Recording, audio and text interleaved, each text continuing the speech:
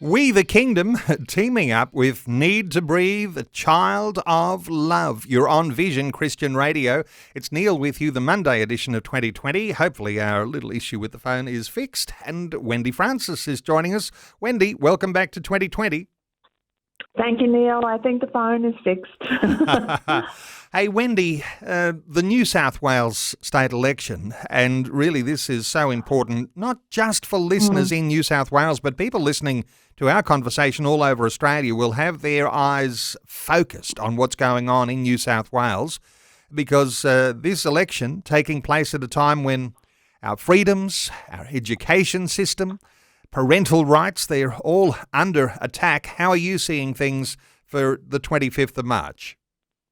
Yeah, look, it really is important for the entire nation because New South Wales are looking at, introducing Christian, religious freedom legislation, but they also have made it very clear that they will introduce conversion laws. So both the opposition leader Chris Minns and also the Premier Dominic Perrottet have said that they will do this. So, of course, there's been quite a big pushback because the concern, particularly for parents, is that they might be considering a Victorian-style conversion therapy legislation, which I think most people listening now know the Victorian-style laws restrict parents and counsellors as well to have any conversation with their child that doesn't affirm gender transition. So prayer is banned in Victoria for a child who is concerned about their gender. So there's been a big pushback on that. And so far, both of these leaders have said that they will not go down the Victorian style of legislation. But at the same time, they're both saying this is a very complicated area of legislation and we need to, protect people of their rights to have conversion therapy. So it's of big concern. And I think what we see is that there's an opportunity here in New South Wales before they introduce conversion therapy laws to have an inquiry into what we see as this huge problem nationwide.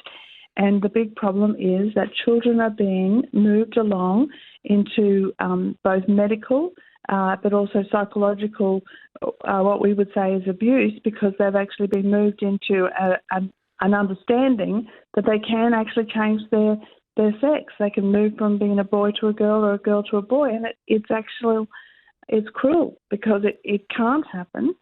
And so we think that there's an opportunity here in New South Wales post the election with both these leaders saying, we see that there's a problem, but we are going to introduce, let's have an inquiry. Let's really look at what's happening and let's look at what is best practice, both globally but also here in Australia.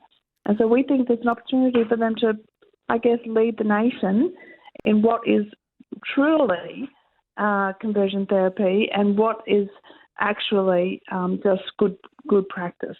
This is so challenging, isn't it? And, you feel like the wool is being pulled over eyes, where you've got this thought that we can solve one sense of abuse, the thought of electric shock treatment to treat people who might have an unwanted sexual attraction, but then we'll swap that with another even more abusive form of letting kids go through all sorts of transition issues. One form of abuse for another. But let me touch on this, Wendy Francis, getting your thoughts, because, as you say, Chris Minns, the opposition leader, supporting a conversion bill, and probably will look similar or even harsher than that which is already in place in places like Victoria. But you've also got the government Liberal leader, the Premier, Dominic Perrottet, also saying he's going to support that too. So if you're looking for who are the goodies and who are the baddies, how do you discern? So what we're saying to people in New South Wales is look to the upper house. So this is an insurance policy, I guess, if you can get good people into the upper house, because then they can help to block bad legislation. And so Lyle Shelton is running. Family First is not actually running itself because there wasn't time to get it registered, but he is running as an independent, and of course he is Family First.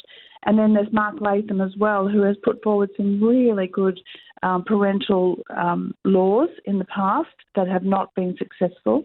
And so these two men in the upper house would actually be able to potentially block some of the bad legislation. Perrottet is talking about, we can't have people using food deprivation or electric shock to try and convert people out of a sense of who they are sexually. Well, it's just food deprivation or electric shock. It doesn't even happen, Neil. It doesn't happen in our nation. It would be totally illegal to do this. And so they're hiding behind this really radical, drastic action that happened, in the past. Not actually in churches. Like, churches were not doing electric shock. This was actually in medical practice. We need to realise that as well. But they're hiding behind that to say, this is what we need. And there's no evidence at all of that happening. If there was, of course, the Christian church would be the first ones to call that out. Wendy, no doubt you're spending a fair bit of time in New South Wales around the issues that are developing for the New South Wales state election. You're coming across people, you're in conversations continually around these sorts of things. What sort of things are parents expressing to you? Because it seems to be that parents, even though lots of listeners to this program might appreciate the parents who are under at risk here and the churches are being targeted, but how are parents approaching you and asking you about these things? Well, people are really worried about it because they don't want their children taken off them for some misguided notion that them saying to their child, no, we're not going to go down this path, that somehow that is abusive. And in Victoria, that is exactly what it's called. But there's other things that parents are really worried about too, Neil. They're worried about the education curriculum. They're worried about the cost of living, to be honest. There's many things that are concerning them. And, these are not easy times in our nation and around the world. And so the people in New South Wales are looking for a strong government. This is one of the areas that matters to them most, because if you ask any parent, what is your biggest concern? It is for their children. And so this certainly is one of the big ones. So we are there a lot. We've already run a couple of forums. We've got another one tonight in Parramatta. We've got an online forum coming up in a few days on Thursday night. And then we're running one in Liverpool as well. So we are getting around, and we're mostly trying to, again, what I say is we're mostly trying to target this upper house, because we believe that is where we're going to actually be able to stop some of this really terrible legislation. You've got these targeted election candidate forums. You mentioned one on Thursday night. It's an online forum. So while you can't get to every electorate, every community in New South Wales, at least you can make yourself available in an online forum. So this Thursday night, no doubt, will be a very important one, Wendy. It is, and we have Lyle Shelton and Mark Latham both fronting up to that, because we want them to be able to explain to people how important it is that this upper house is the focus, I guess. I was really surprised and I guess delighted to see that Lyle Shelton drew the number one on the ballot paper. That was exciting because it's in the norm. It's not going to be easy for an independent to actually get up. But being in the number one spot, that's a wonderful thing. It certainly gives him an opportunity to speak up as well, because the media are always interested in who's in number one. And so even running in an election like this, it opens the opportunity for people to draw attention to some of the big issues that are happening for parents. And all this around the parental rights area is sort of uppermost in our thoughts. So the forum will focus on some of those issues, but it'll also talk about the economy. It'll talk about a lot of other things as well. So many people look to the Australian Christian lobby for some level of wisdom and guidance. And as you say, you've got these special speakers, and Lyle Shelton, who is known to all of our listeners, what a champion of Christian faith, and I think it might be the prayer of everyone listening to see Lyle Shelton in on the crossbench in the Legislative Council in New South Wales. Mark Latham, though, who doesn't consider himself to be a Christian, but he's the biggest defender of what we can see as an attack against Christians. One Nation, thoughts here, Wendy, for people who might be concerned about Mark Latham, people who might be thinking, what is the Australian Christian lobby saying about how the vote should go on the 25th of March? Thoughts here around Mark Latham? Yeah, such an interesting character because, as you say, not a man of faith. And I think he's very close to the kingdom, to be honest, and I think he'd say that himself. So he seems to be one of these commentators that, like a Jordan Peterson type person, who not a person of faith, but recognising the wisdom of a biblical lifestyle, and also just a very logical thinker. So we believe that his parental rights legislation was brilliant, and we would like to see that reintroduced. We certainly would. So, yeah, not someone of faith, but very close to the kingdom, and I believe with a sense of understanding of biblical principles and prepared to actually follow them. And Wendy, the thought that, you don't tell people how they should vote, but when you're talking about what their upper house, that Legislative Council crossbench might look like, with the retirement of the likes of Fred Nile, and with the necessity of having some sort of a Christian friendly voice there that will actually be able to block really dreadful legislation that we're talking about. This is something that people ought to be really thinking very carefully about. I think the whole of our nation should be praying for someone like Lyle Shelton.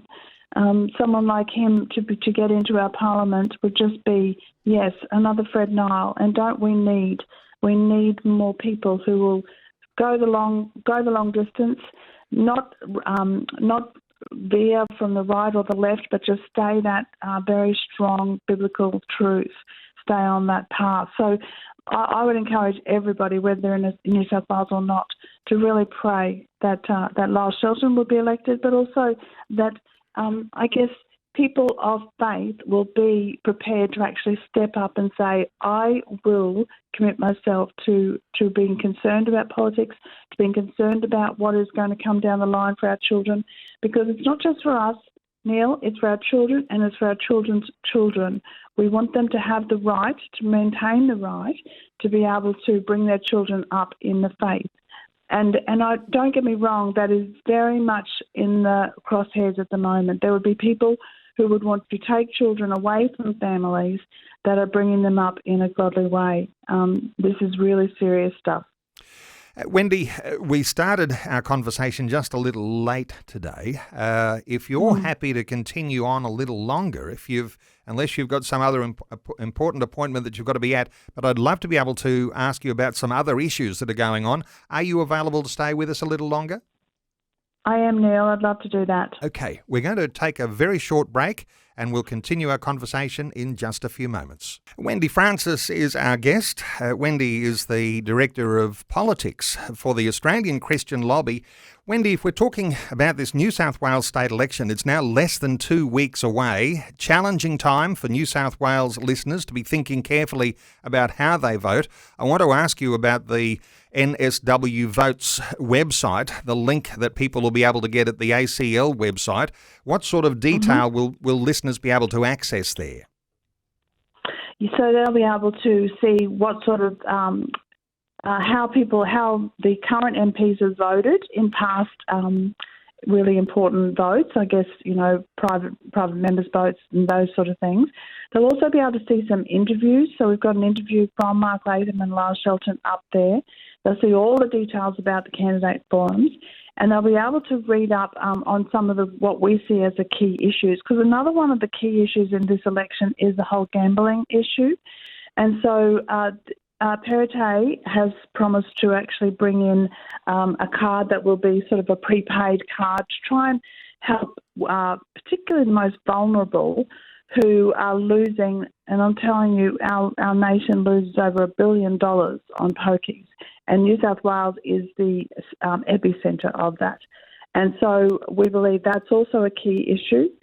Certainly there's also the conversion therapy, if we've talked about, but the euthanasia and abortion, those sort of things, you'll be able to see on there how your members have voted in the past on these issues.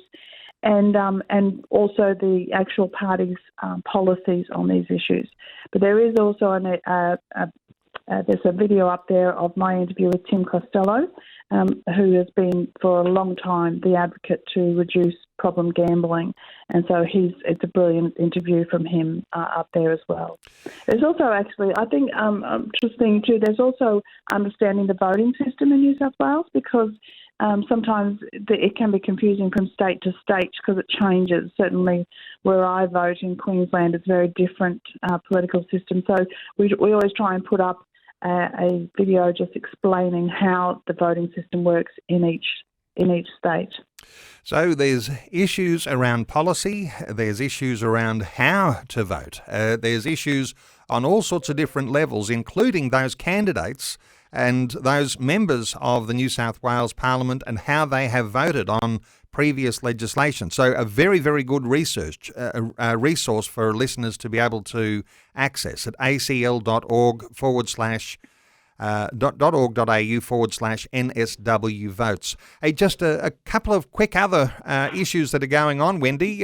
Some good news for little Aaryan and his family, the young Indian family who were denied permanent residency visas because of their 10-year-old son who has Down syndrome. There's some good news here. There really has been good news, and I think this is an important one. I'm glad you brought this one up, Neil, because there have been some people contacting me and say, "Why are we doing this?" Because we've got rules around immigration, and they're there for the good of Australia. This was a really important case because not only I do think that there's a problem with them being denied permanent residency after they've been here contributing to our nation in an area where we had a skills shortage. So they were contributing well to the needs of our nation. But the reason why they were denied the permanent visa was because their son was going to be a drain on us. It was because he has Down syndrome, so they were rejected because he was going to be a burden on society. So the message that sends to every Australian with a disability, but I'd say particularly for parents of a child who has Down syndrome or somebody who has Down syndrome themselves, is that they create a burden on society. And we just couldn't let that pass. As Christians, we know that every single human being is precious and valuable. We also know that by far and away the majority of babies that are diagnosed with the possibility of having Down syndrome are aborted before they can be born. And so there seems to be a move to actually eradicate people with Down syndrome in our nation, but around the world. And so we've needed to step up and say, no, we cannot deny somebody simply because they have Down syndrome when this family was contributing so well to our society. They've lived and worked in Perth for 7 years. Their kids were 2 and 4 when they came here. And so there was a really strong public response. It was about 6,000 ACL supporters wrote to the Immigration Minister via our website, and he has stepped in. He's allowed to actually make a ministerial intervention. They would not do that if there were not good grounds. There's been a number of times in the past when I've asked for immigration to make an intervention, and they've come back and they said, look, we can't because of such and such. And I understand that. I really do, and I've always accepted that. But in this case, they looked at it and they realised, yes, this is the right thing to do. So we were really grateful for that. Well, there is some good news for little Aaryan, but there's also a little warning light that switches on as you recognise the attitudes of political leaders around children with Down syndrome. One more issue to pick up on very quickly here, Wendy, and just over a week ago, of course, there was a very blasphemous joke that was delivered on Channel 10's The Project, and there's been a public outcry over it. I haven't spoken too much about it because I've just been reluctant to even say that there was a joke and even just shielding people from the thought that they might even be exposed to these sorts of things. But what are your thoughts about that particular? There was a protest against The Project. What was going on? Yeah, I've been exactly like you, Neil, and I've actually avoided it. But I also am naive enough not to have picked up on how X-rated this joke was. So I do encourage people not to go and look for it or find it, because this is, I now am aware that this was very crude joke. So it was blasphemous and extremely crude. And it has led to calls for the program to be cancelled. There was an apology from the project, and so I was sort of, oh, well, that's good, they've apologised. But when you understand that the same people who laughed at the joke were the ones who the next night apologised, it's hard to accept that there's not a credibility issue there, to be honest. So, yeah, around 600 people gathered outside the Channel 10 studios. And I think one of the things for me that I did say to some media people who asked me about it was that this joke was X-rated, it was blasphemous, but this was about a very sacred moment for, well, you know, if we believe the census, we're talking about 44% of Australians who identify as Christians. This is a very sacred moment, and it is diabolical that this should be the butt of not only just a blasphemous joke, but extremely crude. So I honour the people who gathered outside the studios. Unfortunately, Fred Nile he collapsed and was taken to hospital, but I hear that he's well now. But I can imagine it being a bit overwhelming, because it's hard to even put yourself in the position of understanding that this was so bad. It makes you feel sick in the stomach, to be honest. It's hard to think of anything worse. What might be heartening is that when the project aired that material, there was actually a backlash from viewers. And sometimes we'd talk about the project and say it's the most woke current affairs program on the TV. And but the interesting thing is, it's just like they overstepped the mark. And there were people, and perhaps they came from a Christian religious faith, perhaps they didn't, perhaps it was just so over the top that people couldn't help but actually voice their disapproval. But it might be actually, might be significant. Get your thoughts here on the fact that there was a big backlash that came, that people did call in and they did complain, and it forced the project to actually have some form of apology. Yeah, and people power is a lot stronger than anybody gives it credit for. And, sometimes people contact the ACL and say, can you do something about this? And I say, well, the most effective will be for you to actually contact your local member, or contact Channel 10 yourself, or go to the library and do it yourself, because that is actually probably one of the most powerful ways for people to protest. But I am encouraged by the pushback. I'm encouraged by the number of people who were prepared to gather. There were, parliamentarians there as well. I certainly know Fred Nile was there. But I think one of the reasons was it wasn't just this blasphemous, because in terms of blasphemy, Jesus was the one who was turning the other cheek. He was loving and kind and gracious, and I think people think they can get away with being blasphemous about Jesus because he wasn't someone who retaliated. But I think what shocked people in this instance too was that it wasn't just X-race, it wasn't just blasphemous, it was really very, very crude. And to be honest, I still don't even really understand the depths of how crude it was, but I know from people saying to me that it was very crude. So I think that was also for parents who allow their children to be watching TV at that time, which is not really late. That would have been so upsetting for them as well. Well, Wendy, thank you so much for another set of deep insights around those things that are happening, that are developing, certainly around the New South Wales State Election that's less than 2 weeks out, and there are some major things there that Christians need to be focusing on. Let me point listeners to the Australian Christian Lobby website, acl.org.au. That's acl.org.au. Wendy, thanks so much for your update today on 2020. Thank you very much, Neil. God bless you.